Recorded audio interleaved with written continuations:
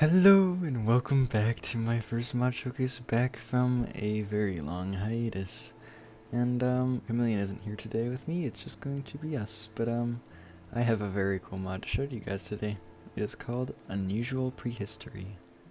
Now to start, you're going to need the Encyclopedia of Prehistory, and this is basically the information book for absolutely everything. When you open it, you get the information for every single mob in the game, as well as all their item drops, uses, all their information. When exploring your mines with a pickaxe, at least iron, you can find these fossils. You have stone fossils and deep slate fossils.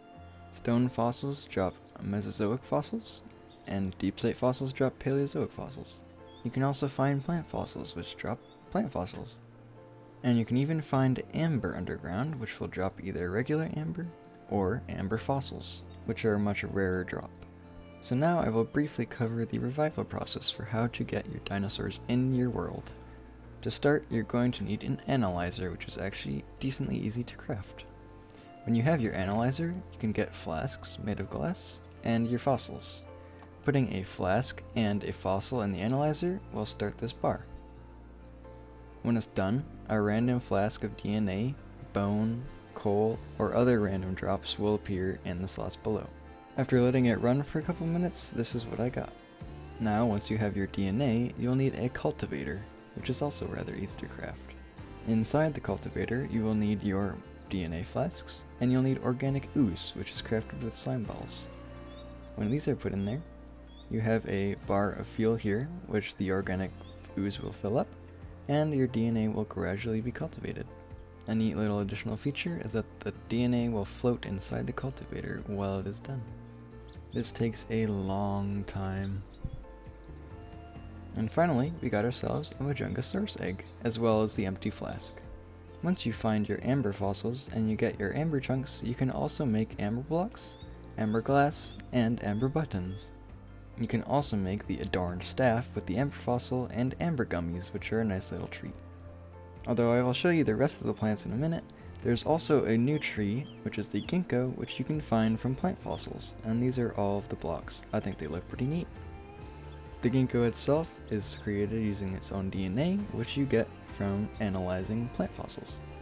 And it also has ginkgo seeds, which you can cook, a sapling, and ginkgo fruit, which is crafted into the ginkgo seeds. Lastly, for functional blocks, you have the DNA fridge, which is a large storage that is only used for DNA. I tried to put in ice cream and it did not work.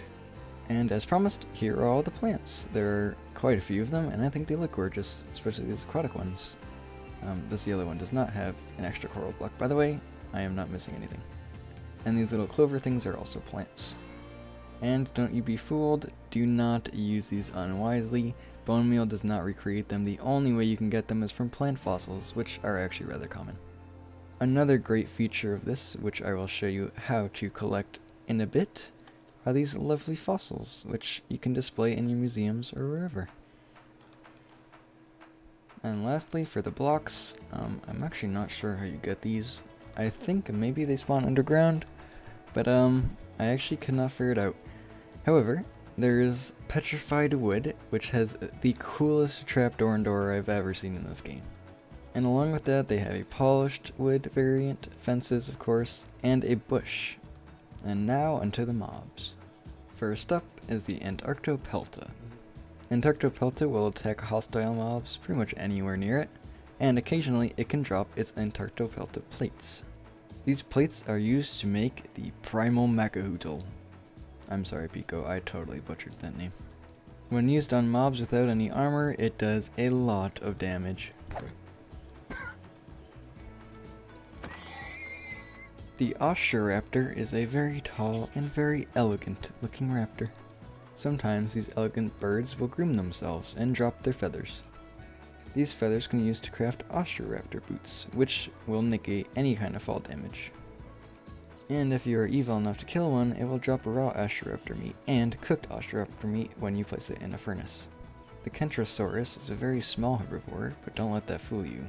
Their spiky nature means they are a very defensive animal, and when fed a horsetail, they will hunker down and attack anything around it with ferocity. Or you can just let them have a deserved nap. The little abelosaurid Majungasaurus is a very ferocious little guy.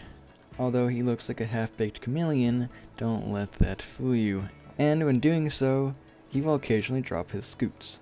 The scoots can be used to craft a helmet, which is both stylish and defensive. It does pair great with antlers. In the off chance you don't want it viciously attacking all other animals within its vicinity, you can feed it raw Codylorhynchus, and this will pacify it. And here it is, the Codylorhynchus, the derpiest animal in all of prehistory. The derpiest animal in all of prehistory. Although not useful for much, it drops many things. Somehow, someway, you can use a flask on it and get a flask of grog.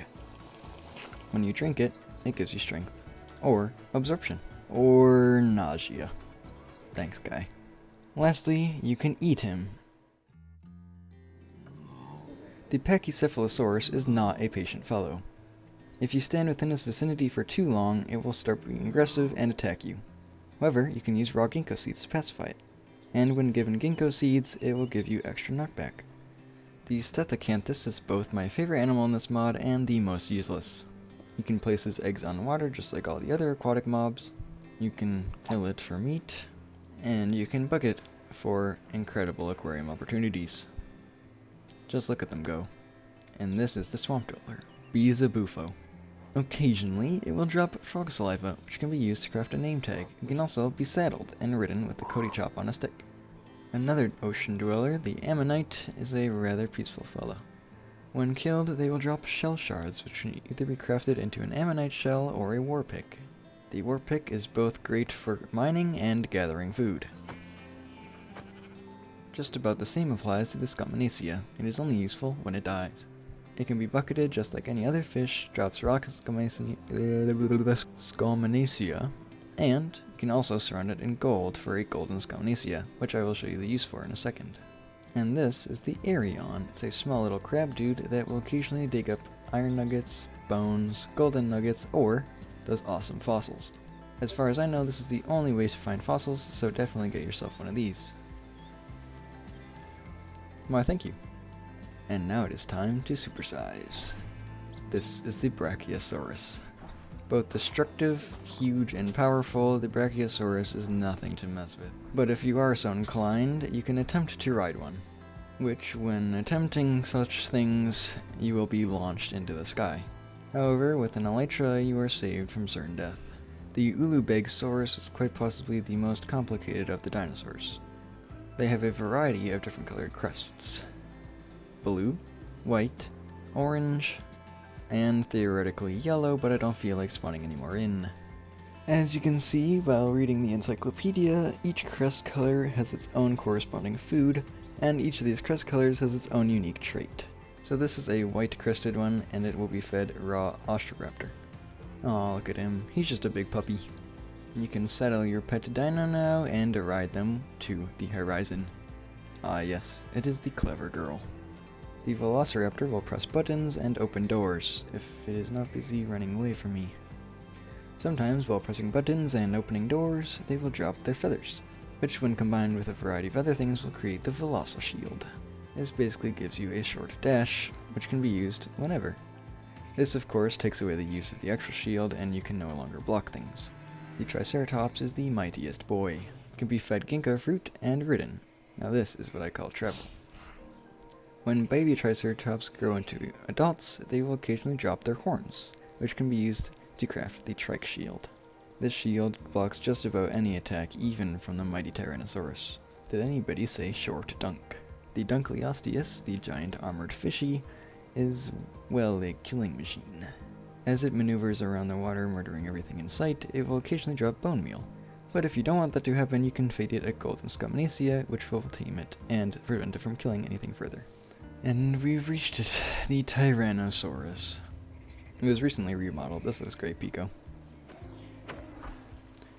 Defeating this mighty foe results in it downing. This is temporary, however, with the adorned staff. Using it on the Rex will heal it, and it will drop amazing rewards. At least in theory. Give me my stuff.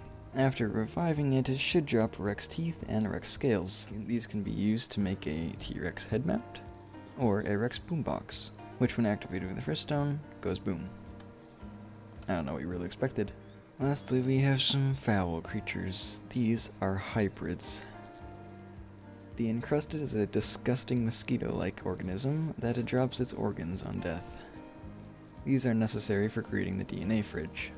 And lastly, we have the Watchivinator, a very spiky guy. Occasionally, just out of the kindness of its own heart, it will launch dozens of spikes at you. There is really no purpose to this, it is just evil. So far, it does nothing as far as I know. I'm assuming it may have some kind of projectile feature later in the future.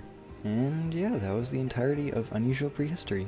Please let me know in the comments if I missed anything or if you would like me to further expand on any of the ideas I showcased in this video. Well, that is all. I was your host, MapleMoose, and have a nice day, folks.